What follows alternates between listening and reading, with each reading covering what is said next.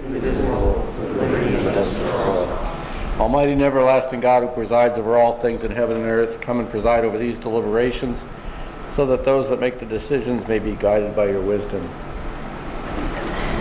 Thank you, Bill. Kathy? For tonight's work session, council has one resolution authorizing the mayor to accept and sign the 2023-2024 Winter Services Agreement and exhibits on the city's behalf for year 2 of 10. Any questions? Any questions on it? Tim, that's 62.4, right? Does that go up every year?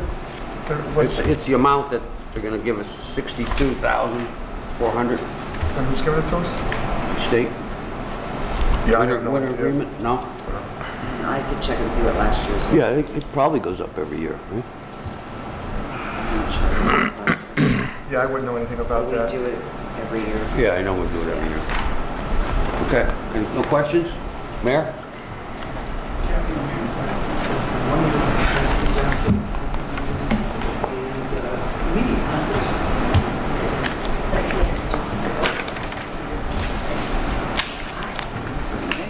Yeah, Is it one each? Mike. Thank you. Oh, okay. Oh boy, that's hard to see. See down here where my thumb is? Yeah, I didn't see It this. seems to go up. Yeah, this Oh, we have a, yeah, it was a 10-year agreement. 10-year agreement. That's why I said it's year 2 of 10. Right. Okay. Before I get started, I asked the city clerk's office to pass out some pictures. This is an effort that we made this past weekend down in Solomon Creek area. It shows the overgrowth and what we started doing last week. And so that's just an idea of what it looked like and how much effort DPW put into it. They did an amazing job, and it really turned out where a lot of that area now is no longer overgrown.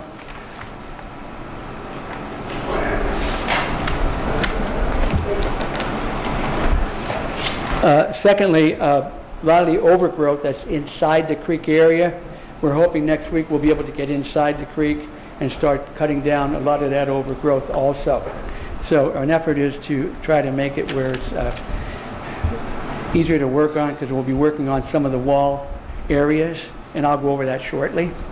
But first resolution, authorizing the proper city officials to take any and all necessary actions related to accepting the insurance package submitted by Risk Strategies, which includes but is not limited to property, inland marine, boiler, machinery, general liability, business auto, fidelity bond, crime, public officials, EPL, law enforcement, firefighters, professional, fiduciary, liability, G&L, professional health, and cyber liability. Now, I want to state that there's a typo on here. All right, it's not $889 million.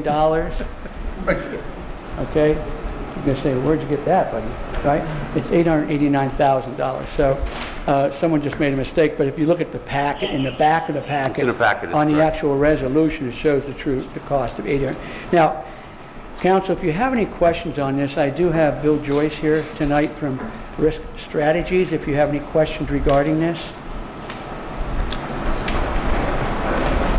Bill, I just have one quick question. I see it went up 83,000. Is there a reason? Lost runs were high? If you're watching the insurance business as a whole, we're seeing increases anywhere from 10 to 50% on almost everything, from your auto, home, auto, back and forth. The major reason this is up is this is a pretty good renewal from what the renewals we've been going on. We added on 13 new vehicles. And Oh, really? one of them was a street paver, 2 of them were dump trucks, and 2 of them were ambulances. So you're putting on high value autos. So you're seeing that go up. The liability is up because of different, because of the liability for the parks, things like that. The property is up because we had a $2.5 million building with an elevator, and they took an 8% replacement cost across the board on everything. So our values on our buildings are up to $89 million and $86 million in value on your buildings.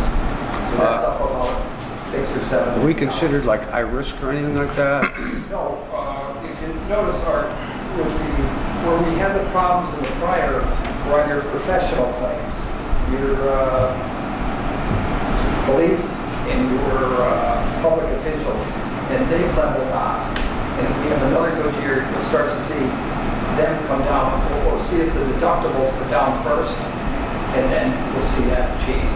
So everything all in all, we've leveled off on those kind of things, but we keep adding on, buildings, and we keep adding on autos. So that's where the increase is. You know, my personal home went up, and I have no claims. I understand. Like you said, it's the industry. And the replacement values on everything has gotten crazy. That makes sense, makes sense. Anybody else, any questions for? And also, some of these are the things that you had asked us to do, make sure that we're increasing our pothole repair work. So we bought that new vehicle that actually is hot asphalt. Yeah. Okay, it's a new addition in the other trucks. So based on our working together, council and the mayor's office, and improving the infrastructure, the roads, we had to purchase more equipment. Thank you, Mayor. Thank you, Bill. Thanks, Bill. Okay, secondly, authorizing the proper city officials to take any and all necessary actions related to the awarding a contract to Solomon Creek Emergency Wall Repair Project to lowest responsible bidder, Pioneer Construction Company. And if you have any questions, there are several wall areas that we're going to be working on based on Pioneer's efforts. We also have Clint here from Borton Lawson. And what I'd like to explain is that we asked Borton Lawson Engineering to evaluate all three of the creeks within the cities to look at what has to be done, what areas have to be repaired. And Borton Lawson did a study, and part of that study is for the Solomon Creek area. And I don't want to speak for you, but we identified with Borton Lawson, I believe, 10 areas that had to be repaired or worked on. And Borton Lawson strategically put them in highest risk first. Would you like to respond to that? Yes. So Could you explain your name, please, for the record? my name is Clint Sorber, S-O-R-B-E-R. Thank you. Would you talk in front? Sure. So yeah, as Mayor Brown said, he and his administration asked Borton Lawson to look at the whole reach of Solomon Creek within the city limits and identify areas according to priority. Which areas pose the greatest risk to the public. So we did that, and this contract that the mayor mentioned with Pioneer Construction would address 1, 2, 4, and 5 of that priority list, with number 3 being a more involved project that would come later. So the 1, 3, 4, and 5, you say? 1, 2, 4, and 5. 1, 2, 4, and 5. That's what's Yeah. going to be in this contract with Pioneer. Correct. Correct. And that's what, 750,000, Mayor? Approximately. Yeah. Okay. Now, number, 10. stay here. Number, Don't go running away. don't go anywhere. Now, number 3 is, as Clint said, is more extensive because this is the area where there's no wall at all across from the new pump station that Right. the last administration put in. That's going to take some exhaustive work as far as, am I right, DEP and the railroad and other, is that? Yes, yeah, there's the railroad there, and that's an area where it was expressed concern during the Ida 2021 flooding event. There was almost a need to evacuate Geisinger South Wilkes-Barre if the stream had overtopped there. So that's an area of high priority. Areas 1 and 2 on the priority ranking are where the wall has collapsed. So there's currently no protection in those areas. And then areas 4 and 5 extend from South Main Street to South Franklin Street. And there are several voids in the wall where stones have fallen out into the creek over the years. You can see right through some of the joints in the wall. I've been there. And so we approached DEP, and they granted us emergency permits to repair the walls in these areas. So one other question. When you broke it down into needs, what was there, 10 separate? There were, If I'm not to be mistaken? specific, I have it right here, there were a total of 13 13 on our priority Okay. list. Could we get a copy of that? Absolutely. Yeah, I only have one with me now, but I'll I make can. a copy. She'll do it right now. We'll get it right back to you. Thank you.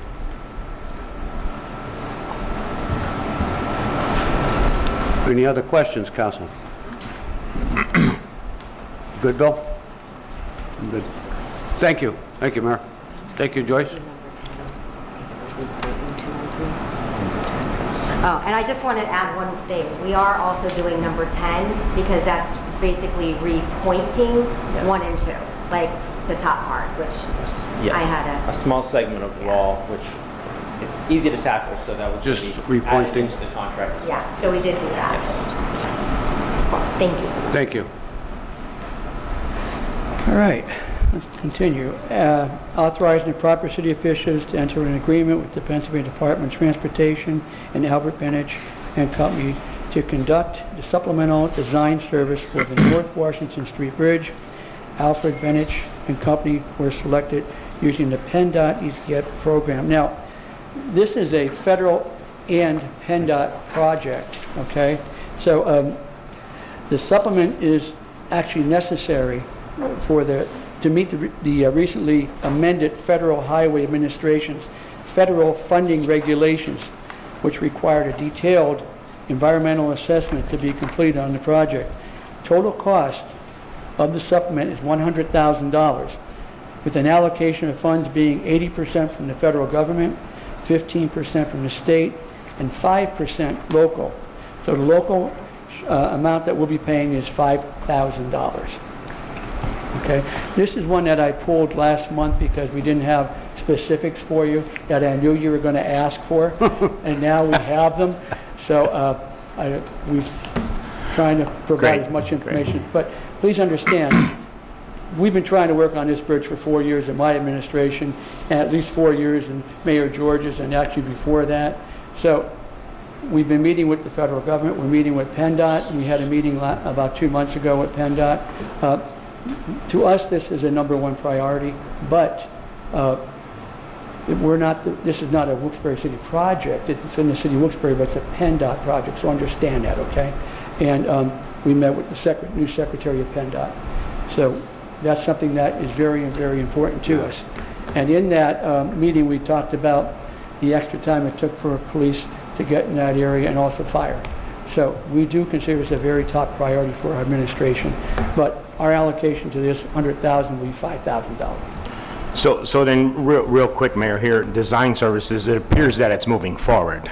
John, say it again. I said, we're in the design services, so it appears that we're moving forward. Moving forward, yeah, we are. And there's several things that now, with the federal government being involved, Okay, that we have to adhere to, okay? okay. Some of them are relatively new, but we have to adhere to the federal government because they are paying a portion of the cost of this. But, John, for you, as the councilman in that area and your residents, I'll say it again, this is a priority for our administration. Appreciate that, I want yeah. to get that done as much as you do. Thank you. Okay, Because of any questions PennDOT. any questions on that? Because it's PennDOT, you know. Oh, yeah. It's taking so long. Yeah. If it was up to the mayor, it would have been done yesterday. I just, but as long as it's moving forward, you know, that's a plus. It is. It's moving. Okay, thank you. Okay. Authorizing the proper city officials to enter into the appropriate agreement going along with any and all other projects related to the Edward Byrne Memorial Justice Assistance Grant, called a JAG application. If it's approved, the amount is, the grant is $28,820. This, I'll give you a little more detail about this. This 2023 Edward Byrne Memorial Justice Assistance Grant, $28,820, and funding will be used for community-based and non-community-based training, recertification training, community policing, and saturation patrols for violent crime areas. Okay? Can I move on? Any questions? Move forward. And lastly, authorizing the proper city officials enter into an agreement with the lowest responsible bidder, Mountain Stream Construction, the amount of $920,000 for the design, build, and construction, along with any and other project documents related to the Kirby Park Facility Building Project. The allocation of funding is proportionately distributed between the City of Wilkes-Barre and Luzerne County Flood Protection Authority. The building we have over at Kirby Park right now is in really bad shape. The goal is to tear that down and to actually build a brand new structure. Now, the advantages of that is we're going to be able to store, the flood protection can store the flood walls for the Susquehanna area, the bridges on both sides. And if you've ever seen them before, they're very large structures. They have to use different machinery just to get that in the area. Right now, that's not stored in a close enough area to the area that they'll be installed on. So we're looking at partnering with the Flood Authority, building a brand new building. It's a $920,000 project. The city will be responsible for $250,000 of that. So the authority is taking on the bulk of the cost of that. Mayor, is this the one that's in the parking lot, like? Yeah. Right? It's considered like the city garage there, yeah. So if it goes through, when do you decide, or how quickly do you think it will move forward? That depends on your approval. I'm saying If you approve it, we'll push it along as quickly as possible. Okay. The money that we're going to be using is from a grant. Okay. So it's not from the general fund budget. It's coming from a grant that we're awarded, and it's for this particular project that we're spending it, because that's how it was allocated. So just so you know, it's not coming out of the general fund budget, but from a grant. Any other questions? Bill? Good. Thank you, Mayor. Council presentations? Council Marconi? Are you going to put the timer on for me? Yeah, we're... Start my watch. I do have a couple. Mr. McCormick. Well, first of all, just real quick, we'll touch base again on this on Thursday. Hollenbach Skate Park this past weekend was absolutely incredible. I live very, very close to the skate park, and on the way down today, there had to be 30 people there. Really? There had to be 30 people there. The day that we opened, and this is good, I don't think anyone wanted to go home. I went by there, later on at night, and I was like, holy moly, which is good. It certainly is good. And these past few days, as I'm coming home from work, again, there's not 3 or 4 people there. There's a lot of kids there, adults, which is fantastic. It is several hundred. It is. It's really, really, really awesome. All right. With that being said, there, Mr. McCormick, if we can just take a look at some line painting, if possible. So line painting on North Washington Street from BD to East Main. I touched base with I think Joyce on that.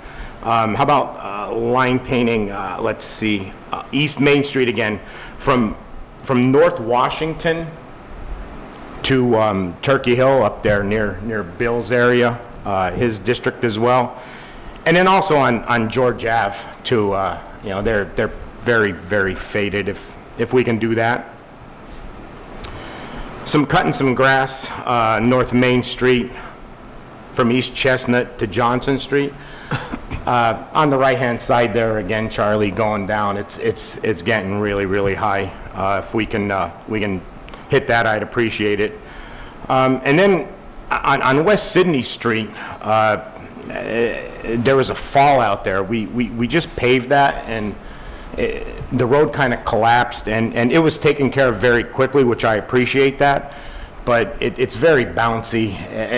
I mean, I don't know if we can have the water company or the gas company, whoever it was, we can just have them take a look at that. It's kind of sinking again. So if we can take care of that, that'd be great. And that's all I have. Thank you. Councilman Barrett, anything today? Yes. I saw we had a problem property up in my area, problem property in the city for years, that the owner failed to take care of it. Not a rental, a double block property, but it was loaded with junk vehicles, trash, garbage, and despite all the efforts of the city, letters, citations, and everything, the problems persisted.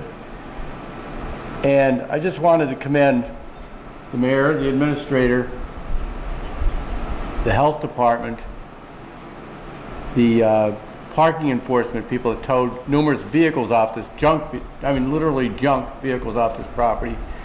DPW, who removed tons of trash from the property. The property was posted, cleared out, and it's unbelievable to see all these departments work together. And I know there was a lot of behind-the-scenes organizing, and Tim probably had a lot to do with it too, making sure that we were within our rights to do what we had to do, but the problems persisted for such a long time, and the administration and all these departments stepped up to the plate, went full court on this property, and took care of the issues. The residents didn't see all the letters and citations, all those types of things, but they certainly saw the end result of everybody working together to take care of this problem property that has persisted in their neighborhood for quite some time through no fault of anybody's here. It's through the fault of the owner. So I just want to commend everybody from the mayor, his administration, and everybody there that took care of this problem, working together. All these departments worked together. Parking enforcement handled the removal of the vehicles. The health department took care of all the junk and the posting and posted the property. And this problem has been abated and taken care of. Now I'm hopeful that somebody buys the property and takes a little bit more of an interest in it, but for now it is totally cleaned up. The health issues have been eliminated, and thank you very much for all you've done there on behalf of the residents who have all contacted me, and I'm sure your office as well, for all of your efforts. So it was really nice to see everybody come together. A couple of small things aside from that. On Scott Street, Scott Street being a state road, they limited the weight limit on the bridge right there at Laurel Run Creek, and the sign has been down for quite some time now, and it's a PennDOT sign. They put it up, and maybe we can reach out to them and ask them to put it back up again. It's right there at Motor World Drive. It's laying against the wall there, and there's also a speed limit sign on an adjacent pole, and it's one of those poles that are scheduled to be removed, but the sign is at a 45-degree angle. Maybe we can ask them to take care of that too. I'm assuming it's their concern, PennDOT. East Main Street, John had mentioned it, and I'm glad you did mention it. It reminded me. If we can put that on the patch list too, and that's the area from Mayock Street up to Scott Street. It's not bad, but there's a couple of holes there that need to be addressed there, so if we could have them do that. And finally, and John, you're familiar with this as much as I am. I travel this road every day, and that is Scott Street, the state road. The area from the Anthracite Cafe up to Denny's has a curve in it, goes up to the top of the hill. There are no sidewalks on there on either side. Actually, it goes under the cross valley, and it's mud on both sides. There are people that use that walk. There isn't really a walkway. There's like a path that goes up through that's rutted.